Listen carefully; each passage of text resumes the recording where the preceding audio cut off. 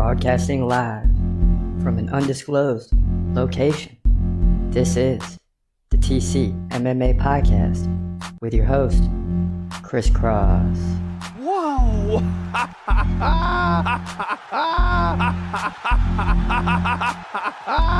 Dana White privilege. Let's go, baby! Let's go! Let's go! Let's go! Let's go, baby! Dana White privilege. Privilege. Privilege.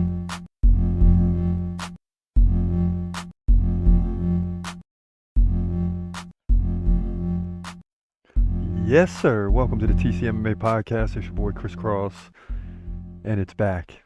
It is back. Salt Lake City is back, and get ready. Get ready for the big Salt Lake City surprise. There's been a couple, but this is undoubtedly the biggest one. Oh my God! Oh my God! Leon Edwards KO'd Usman! Are you kidding me, bro? Usman just lost the welterweight title. And new. Woo! Yes, sir. The Salt Lake City surprise. Nobody expected Leon Edwards to beat Usman on that night. And Usman was up easy, 3-1. Everybody knew it. Usman was just trying to run out the clock, and wham, bam, thank you, ma'am. The big leg kick finished the night. So what that tells you is that anything is possible in Salt Lake City. So don't think because it's Khalil Rountree, and he's the number 8 contender, taking on the baddest dude on the planet in Alex Pereira, that this thing can't go sideways in a heartbeat. Because Khalil Rountree has real KO power. Now, no one's expecting that to happen. And of course, we're going to get to that prediction later as we break down this card and work our way up. But you had to be reminded of the big Salt Lake City surprise. So let's get into some other news before we jump into the predictions. Number 1, Dana White tells Renato Moicano, "Don't worry, my friend. AI will be here soon," as he said last night in the post-fight press conference. So, we'll get into that. Renato Moicano is not happy with the UFC rankings today. So what did Dana White say? We'll get into that in a moment. Also, UFC fighter says she was suspended for twerking in her opponent's face. And I know you had to see that at UFC Paris this past weekend. Then goes on to say she's suspended. Suspended from what? Suspended from what? I didn't see any suspensions handed down. Or maybe I missed something. But Dana White's not suspending anybody. I don't even think Dana White's fined anybody. Maybe he has at some point. But this isn't the NFL. You don't get suspended here for silly stuff. But that remains to be seen, and I could be wrong. But that's why I like Dana White. And whenever he leaves, as I always say, it'll be a sad day. Because Dana White's not suspending anybody. He's not fining anybody. And if he does, it's few and far between. And it's got to be really serious. Stephen Thompson explains Joaquin Buckley's ego will come into play at UFC 307. Teases submission win. So we'll get back to that before that fight. We got one prediction before that one. Beginning with fight 7 here in a little bit. Juliana Pena trashes Rockwell Pennington's behavior as champ ahead of UFC 307. And she's making some good points. Also, DC Daniel Cormier, UFC 307 fight versus Khalil Rountree. Feels like a trap game for Alex Pereira. Right? Because it's in Salt Lake City. And some big things have happened at the last second. Or have turned around in certain fights in Salt Lake City. So nothing is guaranteed when it's in the SLC. So keep that in mind throughout these predictions. Makes them even tougher, right? So Dana White said last night at the Contender Series in the post-fight press conference, right? Because Renato Moicano is heated that he dominated Benoit Saint Denis. And this is like 11 versus 12, I believe, in the lightweight division. Don't quote me on the exact rankings, but I'm pretty sure it is 11 versus 12. And Renato Moicano dominates, but he doesn't move up in the rankings. And although I don't know if I necessarily agree with that, the rankings have remained steady. If you beat a lower ranked opponent, you're not moving up. Doesn't matter what happens. I mean, if you get lucky, you move up a spot. But you don't move up. Now, if you're number 12 and you beat number 3, you jump right up there. You jump way up there. So the big question to me is that's great, but who's programming the AI rankings and what are the specifics, right? He even talked about Hamza Chimaev, which I agree. How is Hamza ranked 12 or whatever he's ranked in the middleweight division? He should be ranked much higher, but at the same time, he hasn't had a fight in a long time. So that should play into it too. So I don't know how they're going to break this thing down. There's going to have to be coding and, someone's going to still have to be in charge of uh, how these rankings go, or maybe they don't. But someone's got to code the AI to do the rankings in a certain way. So who's gonna figure that out? Who's gonna set that up and be in charge of that behind the scenes? So that sounds potentially just as bad to me, but you never know. I mean, it sounds like AI is the new thing. It's gonna cure all. I don't know about that. We'll see. So goes on to say the rankings are definitely a problem. Moicano, I agree with you 100%, but don't worry, my friend. AI will be here soon, and this will all be fixed. So that's what Dana White, and of course he's going off on the media. You know, we need to get AI in here. We can fix all these rankings. I can go through all this rankings board for an hour with you about the rankings in the MMA media. So Dana White gets crazy with these rankings, and it should be a third party doing the rankings, so there's no conflict of interest, right? But still, it's got to make you crazy when you get a huge win against a really good fighter in Benoit Saint Denis and you don't move up at all. But then you look above him and you're like, well, I don't know if he should move up, quite frankly. So yeah, that's what's coming. UFC AI rankings. Now it was Eileen Perez who says she was suspended for twerking in her opponent's face. So then we find out after the fight, and of course this is, on the road in France. So the crowd's not liking it. She gets the big submission triangle finish, right? And then, she's twerking over her opponent's face and dancing over, if you don't know what that is, just, you're dancing over your opponent's face. So very unsportsmanlike. But this is the UFC, right? These are the things that happen. And this is why they got to bring in like officials and stuff to get these people away. I don't like when they pull them off the fence and everything. Like, let them celebrate a little bit, but they can't be celebrating over their opponent's face. That's going a little too far, right? You're gonna make some people mad, and then you're gonna have a situation in the octagon. And although that's fun to watch, no doubt, it can't be the norm. It cannot be the norm. So someone's gonna have to do something about that, or do they? Because Dana White doesn't seem to do anything in a great way. He gives the fighter some leg room, a leash, lets them go out there and make political statements and do all these things, and he doesn't fine them, he doesn't suspend them, he doesn't do none of that. Only third parties do, and I really appreciate that about the UFC. Let these guys go back and forth. As Dana White would tell you, this is the fight game. These things are going to happen.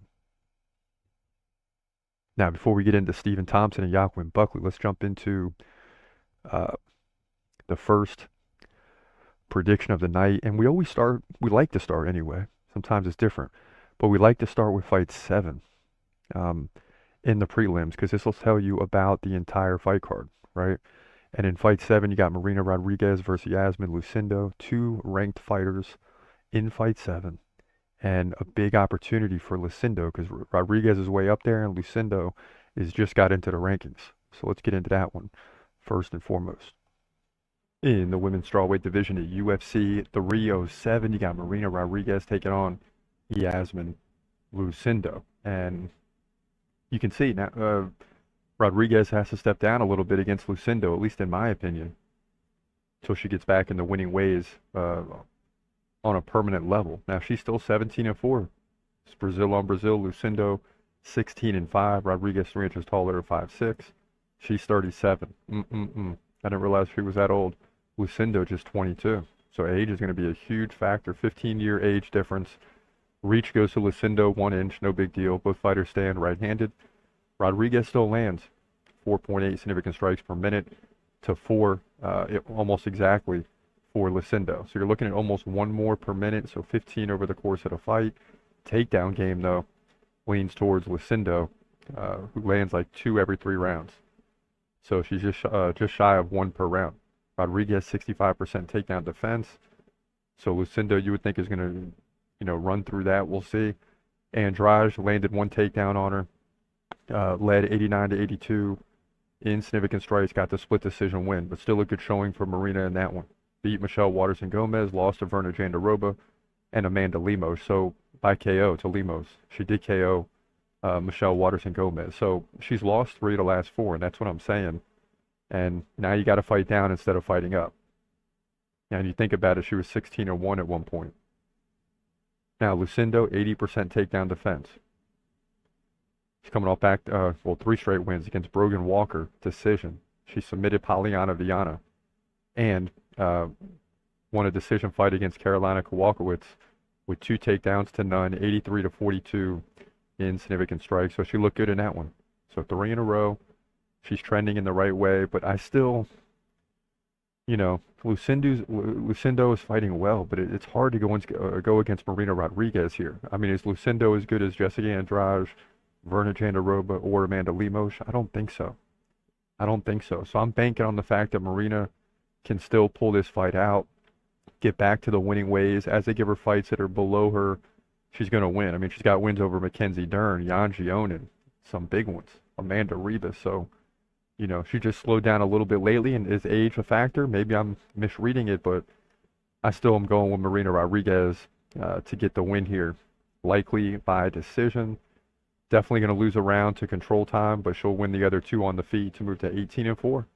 In my opinion, women's strawweight division, UFC 307.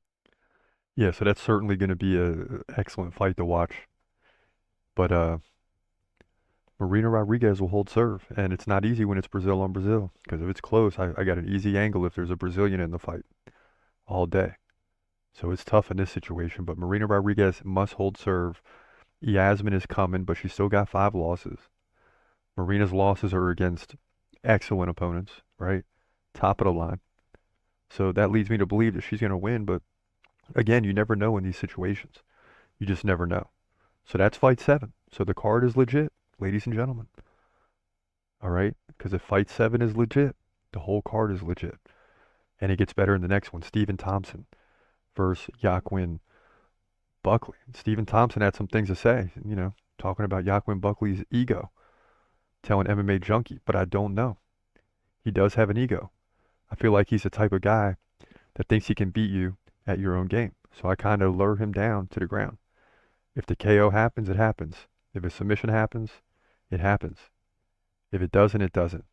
I'm ready for a 3-5-minute round war. So that's what Stephen Thompson is saying. He's ready. What he's saying is, he's ready for 3 rounds, 5 minutes. He's ready to go, 15 minutes. Right? But Stephen Thompson's getting up there. Joaquin Buckley, still a young buck, I believe, without even looking. I believe he's younger than Stephen Thompson. Maybe I'm wrong. But that's the next fight we definitely got to get into. This is the prelim main event. I know Stephen Thompson spoke on it. He's not happy about it. He wants to be in the main card, but the fact is he's not. And this is a prelim main event between 2 very skilled, high-level fighters. So let's get into it right now. In the welterweight division at UFC 307, you got your boy Stephen Thompson taking on Joaquin Buckley. And this is definitely a crossroads fight where Buckley seems to be getting better. Stephen Thompson's kind of got to defend his territory. Not even looking at the rankings, just saying, 4 or 5 years ago, you'd think Stephen Thompson would run through this fight, right? But Joaquin Buckley's a favorite in this fight. We'll get to it. 17-7 versus 19-6. Thompson 2 inches taller at 6 feet, but he's 41 years old. Doesn't seem like it. He's in great shape, but he's 41.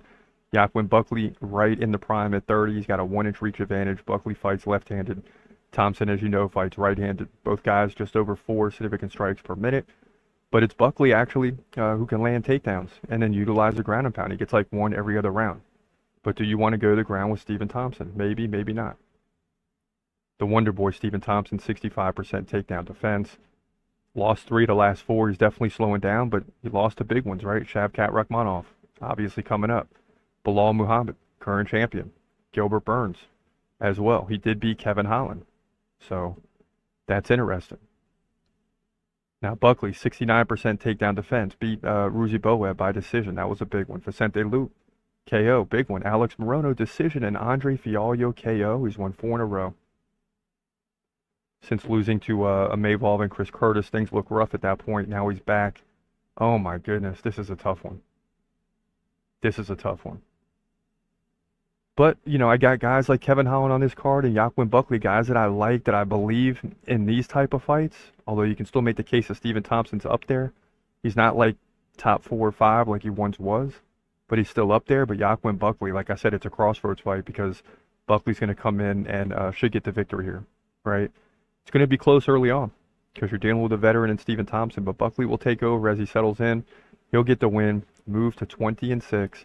And we'll do it both on the feet and on the ground via significant strikes and the ground and pound, which will all rack up throughout the fight, including control time. So he'll get the win here, in my opinion. Move to 20-6, welterweight division, UFC 307. Yeah, so this is definitely one of those tough fights to predict. But Joaquin Buckley, by a nose. I mean, it's going to be very close. Very, very close. And if it does go to the ground, I am worried for Joaquin Buckley because Stephen Thompson can do some things on the ground, but you know, Buckley can go anywhere in a fight. He's a dog. Not an underdog, but a dog. And when you got a dog in the fight, there's a good chance you're going to get a victory from him. So, you know, look for Joaquin Buckley to pull this thing out. If Stephen Thompson wins, I would not be surprised. But I still like Joaquin Buckley to get the W here.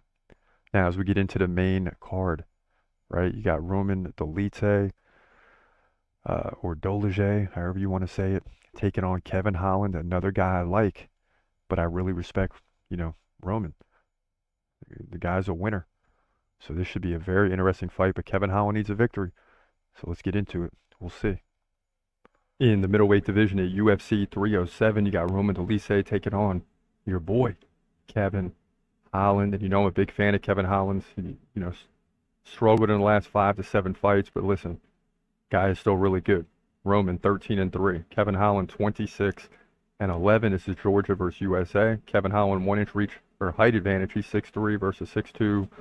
Dolidze, and in terms of reach, 5-inch reach advantage. He's just 31 years old. Dolidze 36. So, but not looking like he's slowing down yet. Both guys stand right-handed. Kevin Holland is more active, 4.3 significant strikes per minute to 3.1. The ground game is something to keep an eye on. You know, Kevin Holland is capable of being controlled if he doesn't, you know, really solidify the striking to really defend the takedown defense. But Roman Dolidze lands like 1 every 3 rounds, and he's got to keep him right about there or less to win this fight. Dolidze, 33% takedown defense. Shouldn't matter too much in this fight. Coming off the win over Anthony Smith. You know, dominant fashion, 100-51 in significant strikes. Lost to Nazarethina Mavov by majority decision. Although it shouldn't have been majority, it should have been unanimous. I mean, it was 112-34 in significant strikes. Lost to Marvin Vettori by decision. Now, Kevin Holland's not as good as those other 2 fighters I just named, right? But he does have a 54% takedown defense. That's not very good. His opponent's going to, you know, Roman's going to try to exploit that. Coming off the win over McCall Alexichuk, armbar submission, so he showed he's back in the game and can beat these fighters.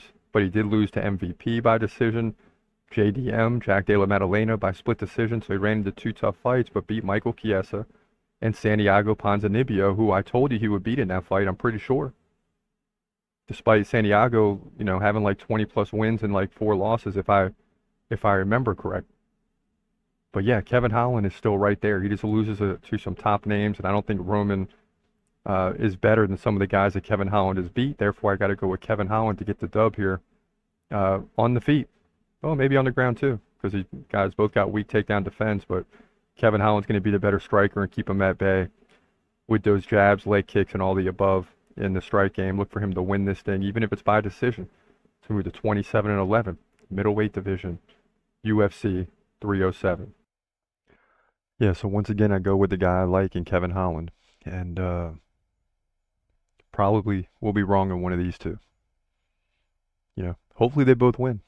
I think they've been on the card together before, on the same card, and both have won. So you just never know, but I like both of these guys, want to see them win, and the fights are close enough to where I feel comfortable picking them in the victory. And luckily I picked them before the terrible week last week at UFC Paris. So there's no worry when making this pick at that time. So, that's the good thing. So go Kevin Holland, go Joaquin Buckley, right? That's the way it looks so far. Now in the next one, it's just beast mode. I mean, this is what we want to know. You got the Brazilian in Ketlin Vera taking on the newcomer slightly in Kayla Harrison, who came in and beat Holly Holm, and I didn't think that would happen. And I said if that would happen, I'll give her respect. But that doesn't mean I'm definitely going to take her to win, because we cherish the predictions, right? So we got to do our due diligence. So let's get into Ketlin Vera versus Kayla Harrison. An opportunity for Kayla Harrison to continue getting closer to a title shot. But same could be said about Ketlin Vera. Very close fight here. Let's get into it right now. In the women's bantamweight division at UFC 307, you got Ketlin Vera taking on Kayla Harrison, who looked impressive in her first UFC fight. She's still 17-1, Vera. The Brazilian, look out, 14-3. Both ladies 5'8", right? They're both still right in that prime window. Harrison 34, Vera 33. Ketlin Vera has a 2-inch reach advantage. She stands right-handed. Harrison stands left-handed. Kayla Harrison is a dominant striker. 7.5 significant strikes per minute on average, at least in her first UFC fight. Vera, more fights, right at 3 significant strikes per minute. So you know she's looking for takedowns. But Harrison lands more than a takedown and a half per round. Vera lands like 1 every other round. But she's got a 92% takedown defense. Beat Pannie Kianzad by decision. Lost to Rockwell Pennington by split decision, which just propelled Pennington closer to the belt. She did beat Holly Holm by split decision and Miesha Tate by decision, and she has won 3 of the last 4. Now, Kayla Harrison ended up submitting Holly Holm. People couldn't believe this, that it was just that dominant, because we know Holly Holm is still a great fighter. 51-2 in significant strikes, 2-0 in terms of takedowns. Just a dominant performance in the first fight for Kayla Harrison against a fighter. Yes, Holly Holm is getting older, but still well-rounded, and should have put on a better performance there. But that wasn't so much her fault as it was Kayla Harrison is that good. And I told you, if she beats Holly Holm, that changes everything for me, and I didn't lie. I think Kayla Harrison is going to dominate in this fight. Look for her not to go for takedowns as much in this fight, but more just dominate on the feet like she did against Holly Holm. I mean, 51-2 against Holly Holm. Forget about it. Kayla Harrison dominates here on the feet. I'd like to see her get the KO finish to move to 18-1. That's my opinion here. Women's bantamweight division, UFC 307. Yeah, so I really thought, listen, Holly Holm, I really thought she would win that fight. Yeah, she's getting older, but you got a very good UFC fighter taking on the newcomer. Let's show her what the UFC is all about. But it didn't happen. It didn't happen. So Kayla Harrison's for real, but Ketlin Vera is no joke. And many times I've paid in picking against a Brazilian fighter only to come to the end of the fight and be like, why did I do that? Why did I do that? I know better. But this is a tough one. And I just think Kayla Harrison has more power. She can take the fight anywhere it needs to go. And she might be on a title hunt. This might be the biggest transfer since Michael Chandler, who almost won the belt against Oliveira. So this is a big deal. And if she can get this win, you know, she's just getting real close to a title shot. Just because everything she brought in to the UFC behind her. She comes into the UFC and beats Holly Holm and Ketlin Vera. All right, we got to put her up there and see what's up. Now in fight 3, big bantamweight fight. Bantamweight has been on full display, right? In the contender series, you got 7 guys signed. The bantamweight division is no joke. And of course, in this one, you got Jose Aldo, right? Long reigning UFC fighter, 32-8, unbelievable. Against Mario Bautista, another up-and-comer. He's 14-2. And whew, this is going to be a great fight. And another fight with the Brazilian, making it tough on me at UFC 307. So let's get into this fight. Jose Aldo, Mario Bautista, right now. In the bantamweight division at UFC 307, you got Jose Aldo taking on Mario Bautista. So Aldo is back and he's the underdog. He's 32-8. It's crazy. You're 32-8, you're the underdog. Go figure. Bautista 14-2, Brazil versus USA. Bautista's 2 inches taller at 5'9". Aldo's getting up there, 38 years old. Bautista 31, right in the prime. Okay, so that's important. Aldo 1-inch reach advantage. Bautista is much more active, 5.7 significant strikes per minute. Aldo 3.6, but consider the level of competition, and that's a solid number over 40 fights. Now, Aldo does not like to take the fight to the ground. Just one takedown every 6 rounds, believe it or not. Bautista takes it to the ground, twice every 3 rounds. Aldo, though, 91% takedown defense. So, Bautista leads in terms of the strike game and the takedown game, but Aldo definitely wants to keep the fight on the feet. He's coming off the win over Jonathan Martinez by decision. He led 77-52 in significant strikes, lost to Merab Dvalishvili, current champ, but by decision.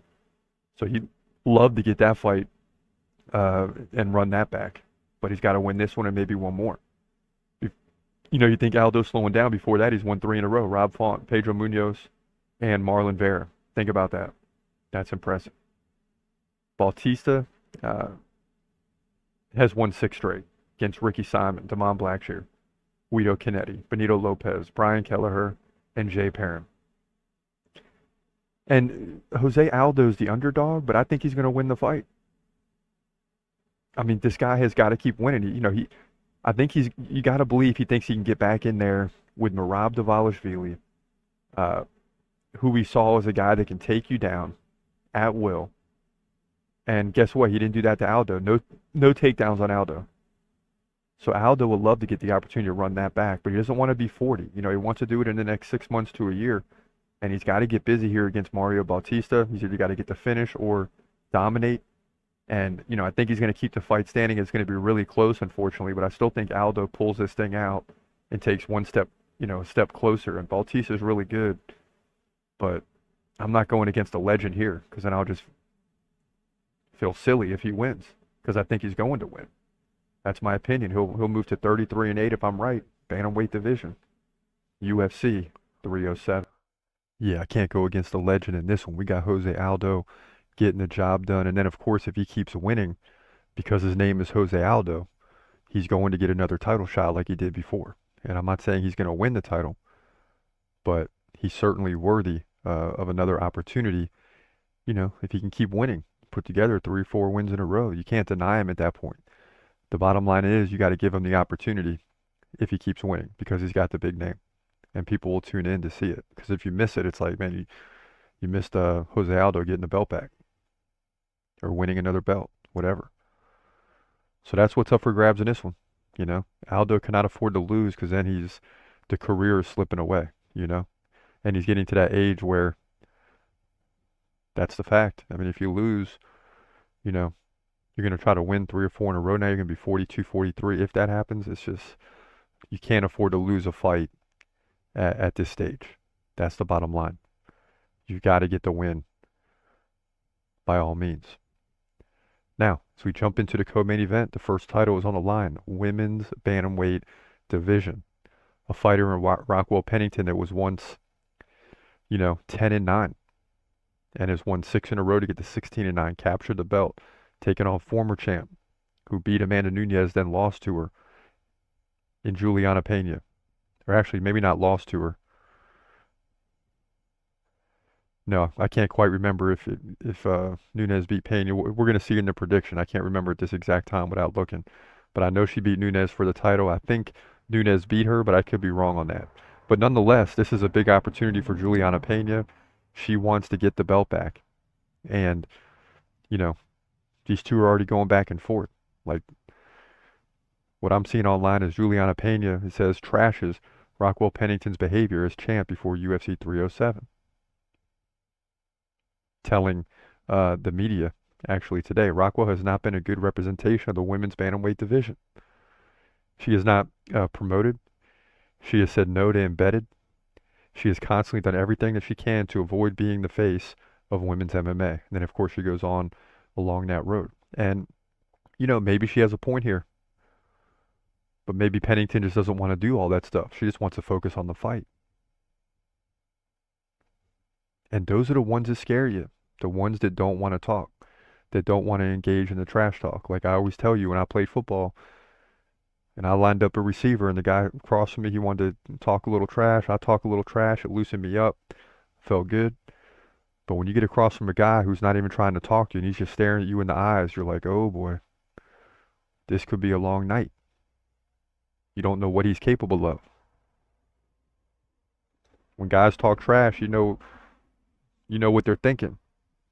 You can talk, it just hypes you up even more. So when you got someone like Rockwell Pennington who's not willing to engage as much in the media and all that stuff, and she just goes silent, goes dark before the fight, that's a little scary to me. So, it's got her 6 straight wins, so something must be going right for her. But this is a big time title fight, so let's get into it right now. In the women's bantamweight division for the women's bantamweight division title at UFC 307, you got Rockwell Pennington, current champ, who's just 16-9, taking on Juliana Pena, who comes into this fight with a loss in the last fight, right? We'll get into that in a moment, but she's 12-5, USA versus USA. So Pennington, 1 inch taller, 5'7". She's 36, Pena 35, so they're getting up there, and you're seeing that in the women's divisions. The older you are, the more experience you got. You'll slow down at some point, but right now you're more likely to win. So that's why you see 2 older fighters here. Pena, 1 inch reach advantage. Both fighters stand right-handed. Pennington lands over 4 significant strikes per minute to 3 per minute for Juliana Pena. So what's Juliana Pena's angle? She lands 2 takedowns every 3 rounds and can control you there and finish you there. Pennington just won every 3 rounds. Now, when you get deeper into Rockwell Pennington, you see that she's got not great takedown defense, but 63%, right? That's right about average. She's coming off 6 straight victories. I did not know this till I peeked at it. Beating Mayra Bueno Silva for the belt and winning the previous 5 against fighters like Kellen Vera, Aspen Ladd, Macy Chiasson, Penny Kianzad, and Marion Renault. So she's looked great in the last 6 fights for sure. And you consider her record, she was 10-9 at one point before going on the run. Now, on the other side, Pena lost the belt. First of all, 23% takedown defense. Not very good. Lost the belt to Nunes before beating her the first time. Got dominated in the second fight. 85-60 in significant strikes. 6 takedowns to 0. Before that, she did beat Nunes, beat Sarah McMahon, and lost to Jermaine De Randami, who's still in the mix and fighting at UFC Paris the week prior. So that's the way it breaks down. But listen, I think Pena's getting better and better. She did beat Nunes, looked good in that fight, is capable of finishing her opponents. Pennington, and the tough part with Pennington is you look at the record, 16-9, and you're like, what? But if you look at more, what have you done for me lately? 6 straight wins is incredible. It's a very tricky prediction, but I'm going to lean towards Juliana Pena to get the win because I think she recognizes how good her ground game is, needs to get the fight to the ground at all costs, and even improve on 2 takedowns every 3 rounds and get it closer to 1 takedown each and every round and win fights that way. It's very important. But I think she recognizes that and will do that against against Pennington in this fight to get the victory, win the belt back. The underdog story in this one, in my opinion, to move to 13-5 women's bantamweight division for the title at UFC 307. And maybe we're overlooking Rocky Pennington, right? Because it's hard to believe that she's just going to keep winning. I mean, she was 10-9 at one point. And we saw this from Charles Oliveira before he ran off like 10-11 straight, had the belt for a while, all that stuff. Started out like 11-8 and then boom, right? Rocky Pennington's in the same boat. 10-9. Now she's 16-9 with the belt. It's like, how does that happen? It happens because you hit your peak. You hit the right age. You got the experience. And now all the previous fights don't matter because you're not the same fighter that you were when you were 10-9 in the lead up to that. And you sneak the belt. And Nunes walks away, Pena's out, and you get the belt. So now she's got to prove that she's a champ. Because when Nunes walks away, you just figure, okay, Juliana Pena beat her, so she's eventually going to get the belt. But she couldn't fight at that time. So Pennington had like a sort of easy road to the title, right? Didn't have to face a former champ, nothing like that. Just got the vacant belt. Well, here you go. And if she wins this, if Pennington can find a way to win this and Kayla Harrison wins, wow. Wow. That's going to be a fight with two fighters who got a lot of power. So that could be interesting. And even if Juliana Pena wins, that will be interesting too. But it seems like, if you're someone like Kayla Harrison, among these four, now is the time to enter the UFC like she did. The bantamweight division seems wide open to me. It's hard for me to believe that Pennington's going to be a dominant champion. You never know. But it seems ripe for the taking. And Kayla Harrison could emerge among these four. But the two winners are going to face off. That's what it seems like. Now, as we jump into the main event, you got another title on the line. And this is a big one. Some people are, the diehards are definitely tuning in. Some casuals will tune in. But the bottom line is some people are going to overlook this because they're just going to be like, well, Alex Pereira is the dominant champ, one of the best in the world, if not the best. And he's facing a number 8 contender. He's talking about going to heavyweight. There's all those talks. So all these things and distractions are happening. And you got to give credit to a guy like Pereira for taking this fight. This guy just likes to fight. He's not like one of these champs that just holds onto the belt like a John Jones or others, and we never get to see him. And when they do fight, they're not necessarily fighting the best fighter, and then we got to wait for him to fight the best. Pereira just fights everybody, man. But Daniel Cormier is saying what we said at the beginning. Feels like a trap game for Alex Pereira. On the Funky and the Champ podcast with Ben Askren. Remember Ben Askren, right? Former UFC fighter. He said that's a big fight. But to play advocate in Utah, we have now seen Kamaru Usman dominating Edwards and get KO'd. We've also seen Dustin Poirier, who had Justin Gaethje beaten, and he gets KO'd. And Justin Gaethje becomes the BMF champ. So what he's alluding to is upsets happen in Salt Lake City. Is this upset city? Is it going to happen? Is a number 8 contender really going to come out of nowhere and beat the best fighter, potentially best fighter, arguably best fighter, probably the best fighter? They won't let him fight John Jones, right? So we don't know. But arguably the best fighter in the world. Is this really possible? I don't know. Let's get into it right now. In the light heavyweight division, for the light heavyweight division title, your main event at UFC 307. You're seeing it right. Alex Pereira, 11-2, takes on number 8 contender Khalil Rountree Jr., who comes in at 14-5, and he gets a big opportunity here for the title. Now Pereira's 3 inches taller at 6'4". He's 37. Rountree Jr. is 34, so the time is now for him if he's going to get it done. Pereira 2-inch reach advantage, 79-77. He stands right-handed. Rountree Jr. stands left-handed. Pereira is more active on the feet, 5.2 significant strikes per minute to 3.8 for Rountree. And the takedown game is really non-existent for both fighters. Pereira has been unstoppable lately. Well, really, since coming to the light heavyweight division. He beat Jan Blachowicz in his debut in this division. Then won the title against Yuri Prochazka. Defended it against Jamal Hill. Defended it again against Yuri. So he's on a 4-fight win streak since the Adesanya loss for the middleweight title. Now, Khalil Rountree Jr. is on a win streak of his own. He's won 5 in a row against Modestas Bukauskas KO. KO Carl Roberson. Beat Dustin Jacoby, but barely. He actually got outstruck in that fight, 120-85. Still won by split decision. But came back and KO'd Chris Daukaus and KO'd Anthony Smith. So, is he worthy of a title shot? I don't know. But the fact is Khalil Rountree Jr. is getting the title shot. And, of course, he's going to take it.